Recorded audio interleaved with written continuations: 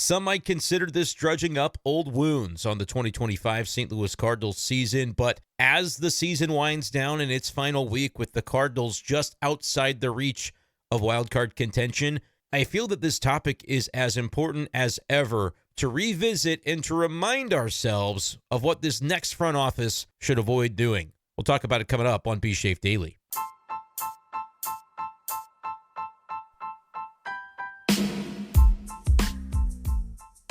What's going on, everybody, and welcome into this edition of B-Schaeff Daily. Brenden Schaeffer with you on Wednesday, September 24th, 2025. I just can't seem to let this go, especially now, seeing where the Cardinals sit in the season's final week. The Cardinals are going to fall short of a wild card. We've known this for some time. Currently, the Mets are holding on to that last spot. 81-76 is their record. The Cardinals are 78-80. You think about, man, that game on Saturday a couple of weeks ago against the Brewers in Milwaukee. Cardinals had it led. It was like 6-1, and they ended up losing that game. They'd be at 500 right now. They'd still be 2.5 back of the Mets, even if they had won that game. The Cardinals can top out right now at 82 wins. It would have been 83 had they won that game on the Saturday I'm referencing. And so, more likely than not, even with that game, Cardinals still fall short. But as we kind of think about the way the Cardinals are backing into a pretty close finish here relative to the rest of the National League wildcard contenders, I cannot let this go. Thinking back to a mistake that lasted for multiple weeks and, in theory, was really the final nail in the coffin of the Cardinals season before we even really fully realized that that was the case. In late June and early July, you guys probably know what I'm talking about. It's Eric Fedde. It's the entire Eric Fedde saga that John Mozeliak, and I'm going to name Cardinals ownership in this conversation as well, they're complicit in basically tanking the Cardinals season, I think, at the pivot point where maybe they most needed to have it reinforced for the players in that clubhouse that, hey, and for the fan base as well, that, hey, we respect where this club has gotten to, and we want to make sure we're not going to go out of our way to make any big trades to help the team. And we might even still have to sell at the deadline because that's just good business with where we are as an organization, knowing the rebuild is probably just beginning in St. Louis. But for the Cardinals to allow for Eric Fedde to throw as many times on turn as he did after it was clear that he just didn't have it anymore, it arguably cost the Cardinals their season right there in a nutshell. I'm looking back at the stats from Eric Fedde. Remember, he was good for a while, and this is where I think some Cardinals fans get lost in this conversation, thinking that, oh, the Cardinals really cost themselves when they came out of spring training and Miles Mikolas and Eric Fedde were both in the rotation. That was pitiful, and they never should have done that. No. I defended, and look, I'm oftentimes going to be a little bit different in the way that I evaluate certain things from this Cardinals team than some other people, than what like the popular narrative is. And you can take or leave that, but I'm always going to be honest with what I think. And I'm always going to revisit and tell you if I was right or wrong about something that I thought. And I was consistent. If you listened to B-Schaeff Daily back in spring training in the early months of the season, one thing you will have recalled me saying consistently is defending the way the Cardinals handled their pitching, their starting pitching. Because a lot of folks were ready to ride Miles Mikolas out of town on a rail in March. Many people wanted Eric Fedde traded in the offseason. And I said, no, I think it makes sense with where you are with your pitching prospects not really ready yet. Yes, you have McGreevy. And yes, Steven Matz at the time could kind of sub in as a number 6 starter. So he had a little bit of depth there. But there have been, since 2015, 0 seasons in which the Cardinals didn't have at least one starter or two spend time on the injured list. And 2025, I mean, now we're at the end of it, and we can say it happened. They didn't have any starters get injured this year. But I'm telling you, with how unlikely that was to happen the way that it did, you couldn't have known in spring training that you were going to enjoy that level of health from your rotation. I mean, it's just unheard of. I've been covering the Cardinals since 2016, and it never happened until this year. 2015 was the last year I didn't cover the Cardinals, and that was the year that they had 5 starters make like 25-plus starts, and they were really, really, really healthy in the rotation. And that 2015 team won over 100 games, and it wasn't a great hitting team that year, but they just got really, really quality starting pitching, and it stayed healthy, and that was the blueprint. But in the 10 years since then, that hasn't happened. And so for the Cardinals to come into the season and say, look, to make sure the bottom doesn't fall out of our rotation, let's at least see what we've got in Miles Mikolas. Let's let him try. And if he stinks, for a prolonged period, then I think they would have been willing to pull the plug. And the same thing kind of with the Eric Fedde. Like, look, they traded for him to kind of have him for this 2025 season on the cheap. $7 million, whatever the salary was. Let's see what he can do. So let's not do the revisionist history, because I just saw somebody on Twitter this morning that I kind of sniped back and said, no. 3/5 of the Cardinals rotation wasn't, a dead weight at the beginning of the season. Because Mikolas and Fedde for a good long while were serviceable. I'm not going to oversell what they brought to the table, but they were certainly serviceable. Eric Fedde, after June, let me find the exact date here. After May, he had that 9-inning complete game in May, and then had a little bit of a rough go at the end of May, but then brought it back for 4 consecutive starts where he was serviceable again.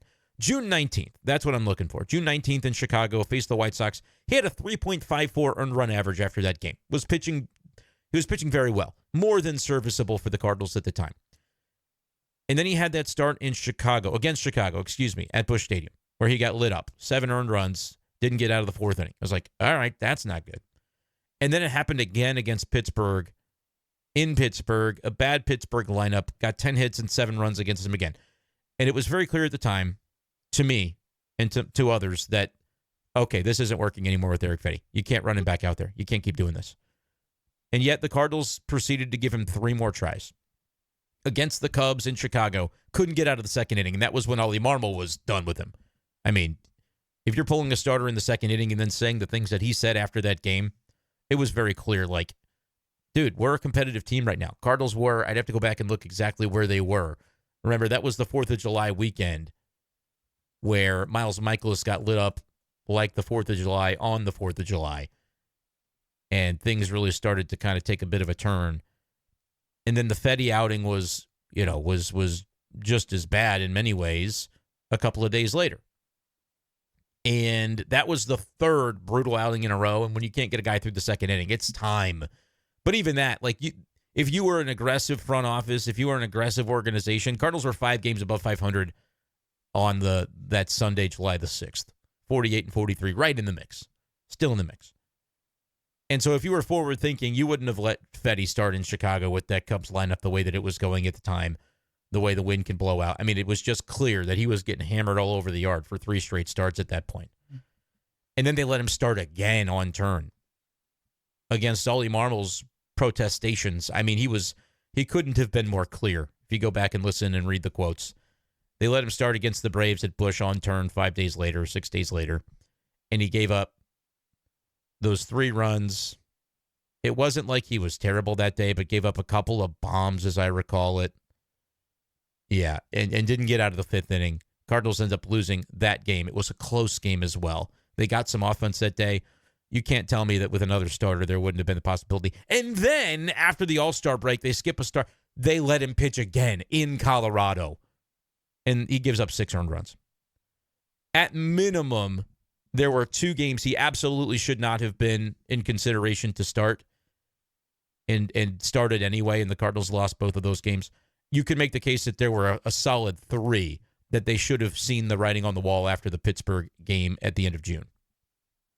And the Cardinals lost 5 consecutive Fedde starts, 4 of which you could make the case he shouldn't have been pitching, 3 of which you definitely could make the case, and 2 of which it's organizational malpractice that he was allowed to pitch.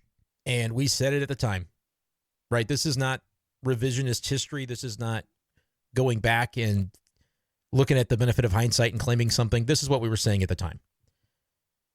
The Cardinals in that period of time cost themselves their season, I believe, because it was a message that was sent loud and clear to the fans and to the players in that clubhouse that we are looking to make business decisions over trying to prioritize our team that's a few games above 500, that's really done a wonderful job to get to this point. outperforming their expectations, outperforming their run differential. Ollie Marmol was doing a really nice job of managing. But for those who would say Ollie Marmol's the problem, look back at this period of time and remember that he was doing everything other than outright begging in public John Mozeliak to make a change. And he didn't do it. And Mo, in my opinion, was acting in the interest of ownership to try to save some money and hope that when they looked to trade Eric Fedde, they could recoup a little bit of value financially, right? When they let him start against the Rockies, everybody points back to the Rockies series and says, man, right now, if the Cardinals had maybe put up a better fight against the worst team in baseball this year, they'd be right in the thick of a wild card chase right now. I point to that Saturday game against Milwaukee because it's more recent and it's isolated to that one game where you'd say, man, if they'd won that, they'd be at 79-79. They actually came back and won last night against the Giants, 9-8, after trailing by a number of runs. I mean, that was very impressive. It's too little too late, though. Why is it too little too late? Well, it's moments like the one we're talking about today, where Eric Fedde was permitted to make 2-3 additional starts compared to what he should have been allowed to make by Cardinal ownership and the front office. Why did they do it? Well, the message that was sent was that competitiveness for our team that's outperforming expectation is not the number one at this point in time. And again, it's not like it was a move being made in the name of player development either. Like, it's not like a retooling runway thing. It's Eric Fedde we're talking about. He wasn't going to be on the team in 2026. No, it's the opposite of runway. Runway would have been giving Michael McGreevy those starts. And then you allow yourself to potentially have him even more prepared, which I think he's going to be plenty prepared for 2026, taking on a full-time rotation spot. But it's not like you can say we were doing that in the name of runway rather than trying to win games. It was a rare example of runway and the best chance to win lining up. And the Cardinals eschewed both of those possibilities for the idea that, hey, you throw Eric Fedde out there against the Rockies, maybe he looks better and you can go out and get a little bit more for him in a trade. Not more prospect capital. No, more money. Because the Cardinals end up DFAing Eric Fedde and they agree to a trade with the Braves where the Cardinals had to eat significant cash remaining in that deal. But maybe the thought was if he shoves against the Rockies, can they convince a team to maybe pay a little bit more of the remaining salary when the Cardinals DFA Eric Fedde? That was the reason they let him start against the Rockies. And you look back and say, man, the Rockies series was where the season was lost. Maybe they won only 2 out of 6 games against the Rockies this year, one of the worst teams in baseball history, and you had every opportunity to win maybe 3, 4, 5 of those games. And they did not put their best foot forward by starting Eric Fedde. You knew it. You knew it when it happened. And that's what's so frustrating, because the Cardinals, you give them that, you give a different decision at some point in July where 2 different starts, maybe 3. And I know McGreevy did pitch during that period. They kind of let Fedde have a start off around the All-Star break, and then they brought him back. It arguably cost the Cardinals because those were close games. I mean, close game against Atlanta. Certainly could have beat the Rockies in that series late July. You flip 1 or 2 of those games, and then obviously they probably still sell at the deadline, right? I'm not arguing that they shouldn't have sold their relievers. They had to do that. But then, like, are they a little bit closer? And if they don't blow that Saturday game in Milwaukee, you could isolate like a couple of things. It's the Fedde thing and that Saturday game in Milwaukee. I'm not even talking about the Seattle series where the Cardinals got swept and they had no business getting swept. They led in a couple of those games. They would be like at 500, a game or 2 above 500 right now and right in the thick of it, even as we sit here heading into the final weekend of the season, and they're not. It's a shame.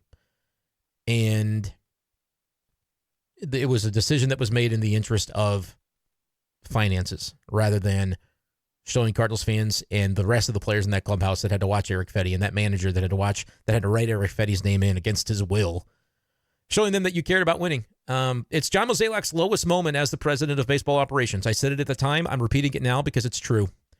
There are going to be fans who hear that and say, oh my gosh, the Ozuna trade was terrible. Yeah, it was. But you didn't think that at the time. Be fair to Mo. Let's be fair to Mo. I like I said earlier in this show, I am always going to be as intellectually honest as anybody you're going to find that covers the Cardinals, that talks about the team. I'm not going to go back and criticize Mo for something at the time that I was not criticizing Mo for. It's not the problem that they came into the season with Fedde and Michaelis in the rotation. It's that they weren't willing to adjust when the situation demanded it. They wait 2, 3, 4 weeks too long to make that adjustment. That's where the error was made. And the reason that they made it, again, if I'm right about the reason that they made it, we're going to see a heck of an offseason too, where I think one of the more interesting dilemmas and interesting questions about what's to come is with Andre Pallante and the fact that he's an ARB2 candidate this offseason, which means he didn't have a good year, but he's getting raised from the $2 million he made. He's probably going to make $2.75, $3 million in arbitration. Cardinals took him to ARB last year. He ended up with a salary a little bit above $2 million, if I'm not mistaken. You just get a raise through ARB. That's how it works, whether you were good or bad. Not a big one in his case because he pitched poorly. But if the Cardinals are going to keep him, it's going to be $2.5 to $3 million that he will earn in 2026. And you could say, well, man, there's a better way to maybe spend that money if you're just looking at it right now and feeling like Andre Pallante is not the pitcher he was in 2024, and maybe you're not going to find that back. Is it worth the few $1 million to try to find it back?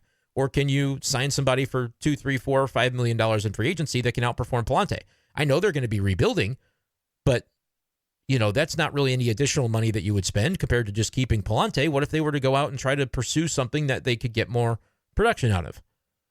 Well, if the answer that they end up using is, Pallante's too expensive to keep at what we project for his productivity, and we're not going to go out and sign anybody, we're just going to save the cash, going to bank the money, that'll sound familiar compared to what ownership and the front office decided to do with Eric Fedde in July, because they were in the race and they decided that they valued something else more highly. Convince me otherwise. Convince me that something else happened that I'm not seeing when it comes to the brazen attempt to ignore reality and try to hope that you could squeeze a few extra pennies out of Eric Fedde. It wasn't like they were going to get a prospect back for him, right? That trade went down as cash considerations or a player to be named later. Guess what's never going to happen? A player being named later. And the Cardinals didn't get paid money. They got paid salary relief, a little bit of it for Eric Fedde. And that was worth tanking the season for, in the mind of John Mozeliak and the ownership group that has, I think, a hand in the decisions that are made when it comes to, monetary type of decisions. So that's why I've said it's his lowest moment as the Pobo. Be fair about the Ozuna trade. At the time, nobody knew that Zach Gallen and Sandy Alcantara were going to be Cy Young caliber arms. People didn't realize that. Randy Arozarena, you know what? You have Matthew Liberatore in your rotation for next year. I think, obviously, if what Mo said on TMA the other morning is true, that it was a decision between O'Neill and Arozarena, and Mo even said, he kind of chuckled, he said, we chose wrong, it looks like. Tim McKernan asked a great question of, would Arozarena still be a Cardinal if he hadn't been able to get cell service in that Atlanta clubhouse when he went on Instagram Live and the Mike Schilt speech got out? And Mo said, yeah, maybe, possibly. That was a tough look. That was tough. But I'm not going to hammer Mo for that trade now that we are seeing Matthew Liberatore perform. He's going to be a fixture in next year's rotation. It wasn't a great trade, but it's bad trades happen. We can't always tell the future. But when you know in the present that there's something that is just horribly awry, and the reason that you're continuing to pursue it is not for competitive gain, but for financial gain for the ownership group, and it's at the detriment of a team that's actually playing pretty well, and you need to feed into that energy rather than completely tank it and take away from it. Imagine being a player on the Cardinals during July when Eric Fedde was due to pitch, and you're thinking, man, we're above 500. We're in a wild card race, a division race, and they're going to make us play behind Eric Fedde again? What's the point? And that's kind of the way that the rest of the Cardinals season went, where it's not to say they didn't keep trying, but they couldn't keep outperforming their expectations to the same degree, because I think that took some of the wind out of their sails. I really do. So it was a absolute disappointment. And the reason I call it the lowest moment of John Mozeliak's tenure is not because it was the biggest moment of his tenure and the biggest, in terms of scale, mistake, but it was the one that I can identify very specifically as the intentions of the organization were they should be ashamed of the intentions that they had there. And look, John Mozeliak's going out the door. I don't have a lot of other negative things to say right now about Mo, because, it's like be nice to Mo time, because he's on the way out. And he did a really good job. He should be celebrated. He should be a red jacket. He should be in the Cardinals Hall of Fame. All those things I still believe are true. But I am a person that will tell the truth when I think it needs to be told when it comes to a particular situation.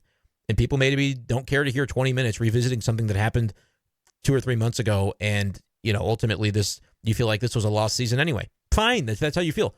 It didn't have to be that way. I said it all along, and they're going to rebuild in 2026, and it's still going to have been true that this didn't have to be a completely lost season. And the margins are going to end up proving that to be correct by the end of it. They're going to fall a few games short, And there are going to be 3, 4, 5 games that you can look back on. And 3 of those happened in the Fedde tenure, where in July we just knew that he shouldn't be pitching. They kept pitching him anyway to try to hope that he could end up with some trade value. And that is the disappointment, in my opinion. You can let me know if I'm wrong. You can let me know if I'm being too harsh. You can let me know whatever you think about this one, if it matters, if it doesn't. But like I said, I'm not going to pretend to feel something or believe something that I don't think just for dramatic effect. This one sounds pretty dramatic because it sounded dramatic when I was talking about it in July. Go back to those episodes and you'll hear me basically saying the same things. But now that it proved correct, that I said at the point where this was happening that you could end up costing yourselves your season on this because of the direction it sends the Cardinals into if you lose all these Fedde starts, rather than give Michael McGreevy a chance to win a couple of them. It turned the season from you're right there in the mix to you're not. And they're going to lose a playoff spot by almost exactly that margin, just as I anticipated they might. So that is what it is on that front. Let me know your thoughts on this topic. And look, a lot of what we're going to be talking about moving forward is rebuild stuff. And I've got some big-time thoughts on what I expect for that. And I don't think some Cardinals fans are going to like it, especially if you're fans of Brendan Donovan. I don't think you're going to like what's coming. But I'll get more into that as time goes along here as we wind down the Cardinals season and get into more of the offseason topics as the Chaim Bloom era begins. Those are my thoughts. Cardinals bungled the Fedde thing. We knew it in July, and boy, do we know it now as we see the team sitting 2 games below 500 and 3.5 out of a wild card spot. If the Mets had lost last night as they were down 6-1 to the Cubs, it would be even more compelling. It'd be a 2.5 game margin, and you flip one of those Fedde starts, one of those that Saturday in Milwaukee, and you'd be talking about maybe a half game margin as we sit here, and it would have been a completely different podcast. We'd be talking about the team still, but we're not because it's over. And it didn't have to be that way. So that's my hot take. I don't know if it's a hot take, but it's the take that I believe in. I'm not doing it for dramatic effect. I'm doing it because it's true. Let me know your thoughts on everything, and we will talk to you next time on B-Schaeff Daily. Peace.